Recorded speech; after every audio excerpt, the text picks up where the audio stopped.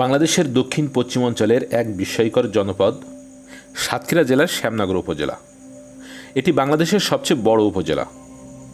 এখানে প্রকৃতির অপার সৌন্দর্যের পাশাপাশি প্রকৃতির নির্মমতার সাক্ষী হতে হয় এখানকার মানুষকে। বিশেষ করে উপকূলবর্তী এলাকাগুলো প্রতি বছর বর্ষার মৌসুমে নদী ভাঙনের করুণ দৃশ্য বয়ে আনে। শক্তিশালী স্রোতের আঘাতে গ্রামের পর গ্রাম হারিয়ে যায় নদীগর্ভে। বসতভিটা, ফসলের মাঠ, স্কুল, কলেজ সব কিছু যেন মুহূর্তেই নিচ্ছিন্ন হয়ে যায়। শ্যামনগরের মানুষ প্রকৃতির সঙ্গে যুদ্ধ করে বাঁচে।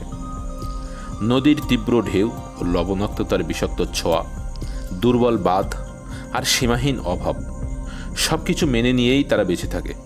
তবুও হার না মানা এই মানুষেরা স্বপ্ন দেখে আগামী দিনের জন্য, আশায় বুক বাঁধে। চলুন আমি এই ভিডিওর মাধ্যমে কাছ থেকে দেখি শ্যামনগরের প্রকৃতি আর সাহসী মানুষের জীবনগাথা। কি ভয়ঙ্কর একটা জায়গা।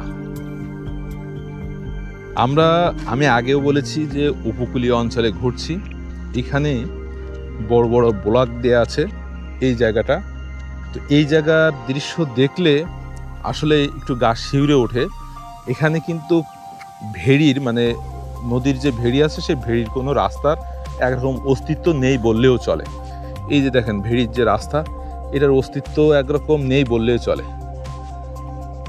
আর এই যে নদীর পানি ঠিক ওইখানেই, আর এখানে ব্লক দেয়া, এখানে মোটামুটি যা হোক সেভ করা আছে, কিন্তু দেখা যাচ্ছে যে কোনো কারণে এখানে যদি ভেঙে যায় তাহলে এখানে কিন্তু লোকালয়ে পানি ঢুকবে। খুবই খারাপ অবস্থা এই জায়গাটা। এই দেখা যাচ্ছে এইখান থেকে শুরু করে ঠিক সামনে পর্যন্ত যতদূর চোখ যায় ততদূর কিন্তু দেখা যাচ্ছে ভেড়ির কোনো অস্তিত্ব নাই। শুধুমাত্র ব্লক দিয়ে রেখেছে, শুধুমাত্র ব্লক দিয়ে এখানে রাখা হয়েছে।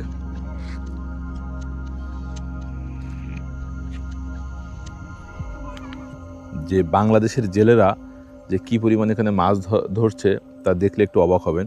এখানে অনেকগুলো নৌকা, এই যে নৌকা দেখা যাচ্ছে অনেকগুলা, এখান থেকে শুরু করে এইভাবে যতদূর চোখ যায় শুধু নৌকা আর নৌকা। তবে এখানে দেখা যাচ্ছে যে বাংলাদেশের সাইডে শুধু মাছ ধরছে, কিন্তু ওই পাশে তো ভারত, ওখানে কাউকে দেখা যাচ্ছে না মাছ ধরার জন্য। শুধুমাত্র বাংলাদেশের সাইডে মাছ ধরার জন্য এরা আছে। আর এইখানে দেখা যাচ্ছে সেই আগের ভিডিওতে দেখিয়েছিলাম যে নদী ভাঙনের জন্য সরকার থেকে যে ব্যবস্থা করছে সেটা হচ্ছে বালির বস্তা দিয়ে রাখছে। এখানে যে আসলে ভেড়ির যে অবস্থা আর নদীর যে অবস্থা, এখানে আসলে আমরা যখন চিন্তা করি বা দেখি, আমরা যখন বিভিন্ন খবরে দেখি যে এই উপকূলীয় অঞ্চলে হঠাৎ করে নদী ভাঙন, আসলে এখানে না দেখলে আপনারা কেউ বিশ্বাস করবেন না যে এখানে ঝড় বৃষ্টি আসলে নদী কেন ভাঙবে না। এখানের ভেড়ি বাঁধগুলো অনেকটা চিকন, বড় করে দেওয়ার জন্য আসলে অনেক প্রচেষ্টা করতে হবে গভর্নমেন্টের, তারপরে এখানে হয়তো এই নদী ভাঙন রোধ করা যাবে। আর এখানের অপরূপ দৃশ্য আসলে না আসলে কেউ বিশ্বাস করবেন না যে এখানে আসলেই কত সুন্দর একটা দৃশ্য, মনোরম পরিবেশ। আর নদীর ওপারে ঠিক ভারত, আমাদের পার্শ্ববর্তী দেশ ভারত আছে।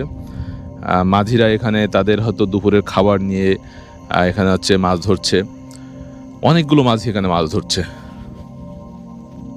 একটা জিনিস দেখলাম যে এই যে নদীর চরে এখানে কিন্তু নেট জাল দিয়ে ঘিরে রাখছে। স্থানীয় কয়েকজন মুরব্বীর কাছে শুনলাম যে কেন নেট জাল দিয়ে ঘিরে রাখছে। এটার কারণ হচ্ছে, তারা বলল যে যখন নদীতে জোয়ার আসে তখন এর ভিতরে কিন্তু নেট জাল খোলায়, এর ভিতরে বিভিন্ন ধরনের বাগদা, গলদা বা অন্য বিভিন্ন ধরনের মাছ আসে, ছোট মাছ, বড় মাছ, পোনা মাছ বা বড় মাছ যে কোনো মাছ আসে এখানে। তারপরে যখন ভাটা সরে যায় তখন এর ভিতর থেকে এই মাছগুলো ধরে তারা সংগ্রহ করে তারা হয়তো বিক্রি করে। এই ঠিক নদীর চরে পাশে, ভেড়ির পাশে এইভাবে বহু দূর পর্যন্ত দেয়া আছে, এদিকে সামনে এদিকেও পর্যন্ত দেয়া আছে।